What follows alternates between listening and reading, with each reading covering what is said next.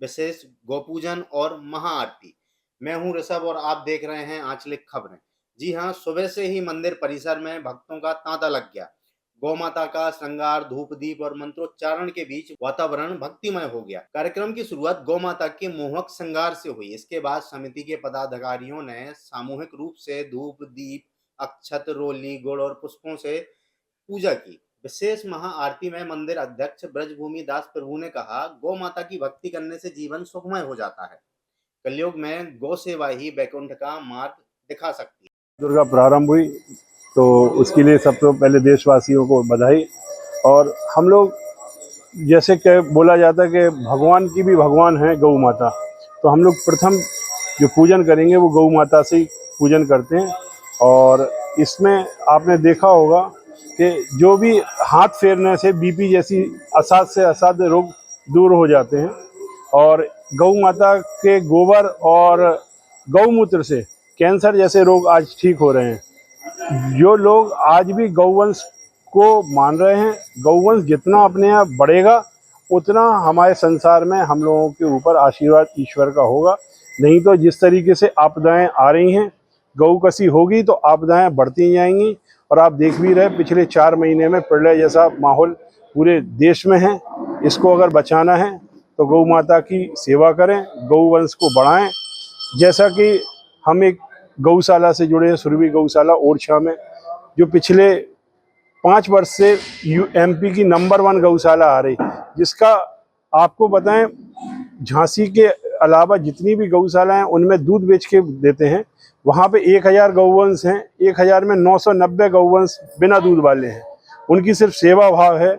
वहाँ पे जैसी भी कटी फटी या कोई बीमारी है वो गौ माता भी आ रही हैं, उनको भी वहाँ पे एक बड़ा हॉस्पिटल है।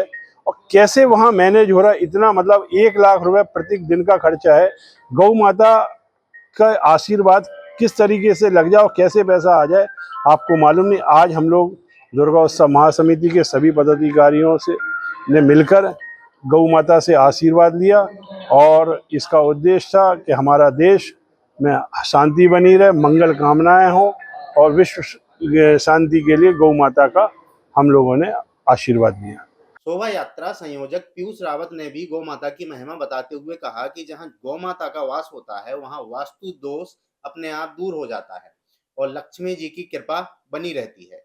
क्या था भाई साहब? शारदीय नवरात्रि का आज प्रथम दिवस है और पूरे देश के सभी लोगों को इस पवित्र दिन की प्रतीक्षा पूरे वर्ष रहती है कि नवरात्रि के पूरे दिन विधि विधान और मांगलिक ढंग से व्यतीत हो।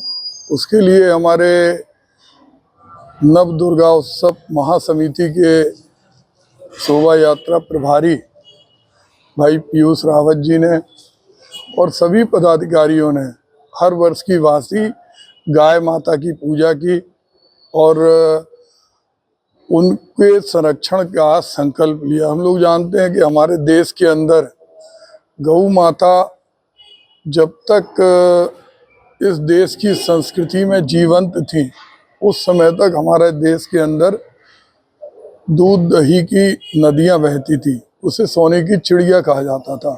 आज वर्तमान में हम देखते हैं कि किसानी में, खेती में बैल का उपयोग बंद हो गया और बैलगाड़ी बंद हो गई और गाय माता सड़क पर भटकती हैं।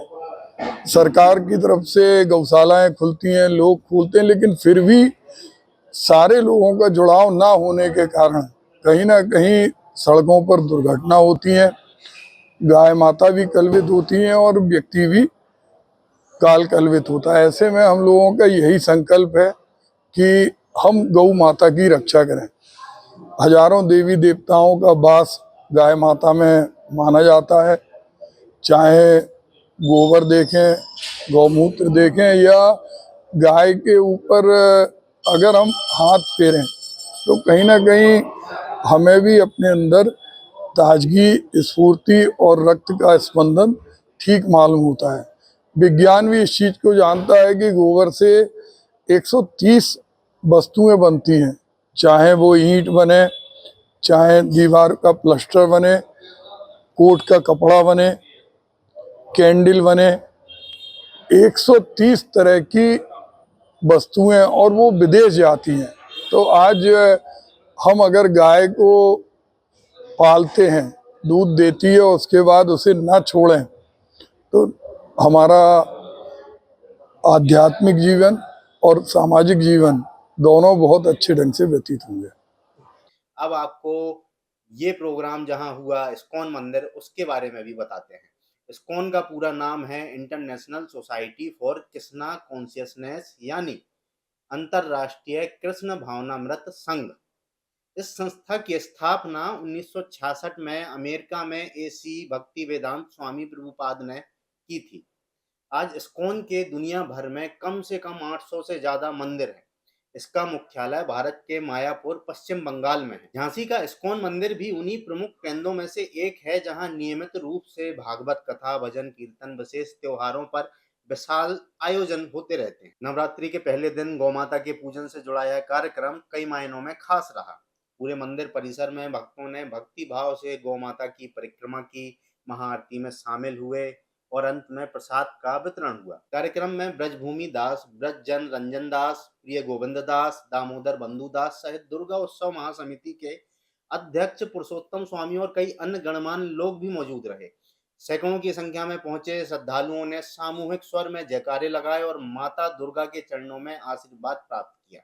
इस पूरे आयोजन का संदेश साफ है, गौमाता की सेवा ही जीवन में सुख, समृद्धि और शांति का आधार है। झांसी के इस्कॉन मंदिर से उठी ये आस्था की गूंज सिर्फ झांसी ही नहीं बल्कि पूरे समाज के लिए, बुंदेलखंड क्षेत्र के लिए भी प्रेरणा बन गई। नवरात्रि के पहले दिन हुआ यह आयोजन भक्तों के लिए यादगार बन गया। तो ये थी झांसी के इस्कॉन मंदिर की बड़ी खबर। जुड़े रहिए हमारे साथ, जहां हम आपको पहुंचाते हैं हर अहम खबर। देखते रहिए आंचलिक खबरें, अपनों की खबर आप।